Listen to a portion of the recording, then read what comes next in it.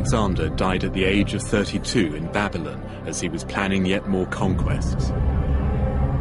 As he lay dead, shock and dismay spread through his entourage. Did he die of alcohol, of fever, or did jealous Macedonian rivals poison him? Whoever possessed his body would be seen as his heir, and Macedonian generals prepared to take it back to Greece, in spite of Alexander's deathbed command to be buried at Siwa. A vast wheeled temple taking 2 years to build housed and transported his divine remains. Hauled by 64 mules and preceded by an army of road builders, it travelled through his empire. The occupants of the towns and villages it went through paid homage as if a very god was passing them by. As the procession went through Syria, Alexander's close friend Ptolemy, who was governor of Egypt, hijacked it and diverted it towards the Nile. But in the end, even Ptolemy ignored his king's dying wish and took the body back to his new Egyptian capital, Alexandria. Out of the death of the historical Alexander was born something new and lasting. For the Greeks, the godlike saviours and supermen of their mythical past had finally crystallized into human form.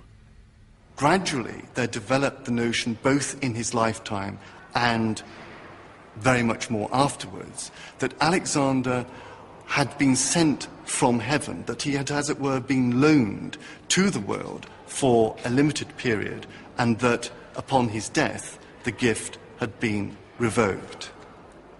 The people that were in his immediate entourage, his colleagues, his generals, they certainly see him as somebody who is marked out by the divine. Stories about how, when he was marching along the coast in southern Turkey, the sea bowed down to do him homage, is told by one of the people that was in his entourage. To the Greeks, divinity was not a matter of supreme goodness or holiness. It was all about awesome, invisible power, which, if you could tap into it with the right rituals, sacrifices and so on, could confer great benefactions. His successors who take over his fragmented kingdom, they use Alexander, they use his image, and they use the idea of kings being gods. Surely the ultimate example of Alexander's heirs seeing themselves as divine is to be found here in the remote mountains of eastern Turkey. A dirt track winds up to a vast mausoleum complex on the top of Mount Nemrut. The creator of this place was King Antiochus I of Commagene, whose head has toppled down from his throne over there. He ruled the region about 2,000 years ago. The scene here says it all.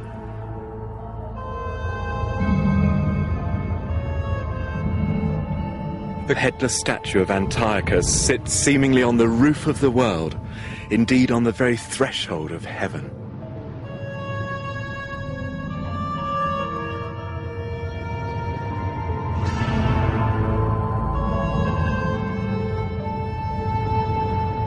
By presuming to seat himself among the gods, with the goddess of plenty on one side and Apollo on the other, Antiochus is in effect telling us that he is one of them. And here he shakes hands with the god Apollo, as if they were equals. Now come and look at the inscription on the back of the statues, where Antiochus, in his own words, sets out his religious beliefs. Here, boring old grammar proves to be the most potent tool for bringing his deepest thoughts to life. Now, over here, in the nominative case, is his name and his titles, meaning that he is the subject. And over here is a verb in the first person, epoi esamen, I made, meaning he's saying, I did such and such. And this is a verb in the present tense, horas, you see, meaning that he was alive when the text was composed. And over here is the ancient Greek passage, Antiochos theos, meaning he's saying, I am a living God.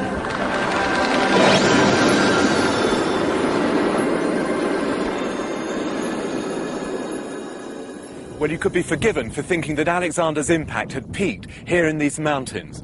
But his conquests did not stop here, of course. They extended several thousand more miles eastwards, to India, where his arrival triggered changes as dramatic as these, but in the mind. And this also applied down here to the south in the homeland of Judaism, where Alexander's influence brought about a transformation in Jewish attitudes in the years leading up to the birth of Christ. This assimilation of Greek ideas as a result of Alexander, Hellenization as it's called, resulted in the whole of the known world becoming one melting pot of religious ideas. Current research is now revealing for the first time that remarkably Alexander affected the religions of India, Islam and early Christianity, and key aspects of Judaism. A new sort of Jewish leader emerged, a teacher or rabbi, based on the idea of Greek philosophical schools.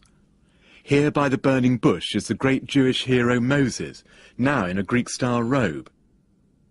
On this synagogue floor is the pagan Greek sun god, Helios. Behind his head is a disk and rays representing the sun. And again, with flares of light to emphasize his divine radiance, is a successor to Alexander in Syria, Antiochus VI, taking on the concept of a god-king. These successor kings went further. A later Syrian king, Demetrius III, is calling himself Theos and Soter, God and Saviour. When the Romans became the imperial power following the Greeks, they too decided that, like Alexander, they were god-kings.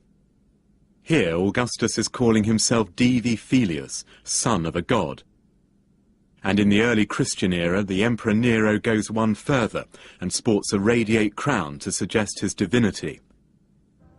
And here, in this early mosaic from beneath the Vatican, and adorned with the self-same solar flares used by the Roman emperors, is the leader of the newly emerging religion of Christianity, Jesus.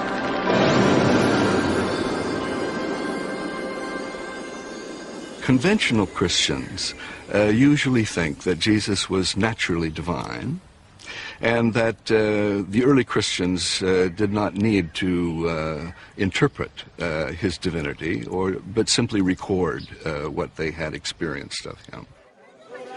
Although mainstream theology continues to emphasize the Old Testament precedents for the launch of Christianity, and maintains that something pretty unusual happened around the death of Jesus, the controversial Professor Burton Mack does not think that the Jesus of the early church came from the Jewish tradition.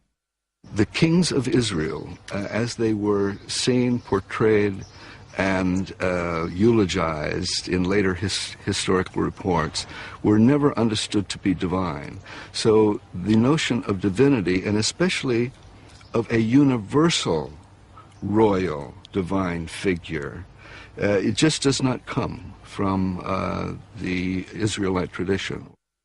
His radical solution is to look elsewhere for the inspiration for the Christ we have today. This fascination with Alexander is that you have, for the first time, a clear concept of a man-god. And so at the same time as we have this marvelous romance of Alexander filling the mentality of the time, we have the Gospels being written about Jesus, and the similarities are striking. In a nutshell, Professor Mack is making the revolutionary claim that the fundamental nature of Christ as both man and God ultimately derived from the Greek tradition of the divinity of Alexander. Of course, the message of Jesus, as opposed to his packaging, was new and based on non-violence and a God of love.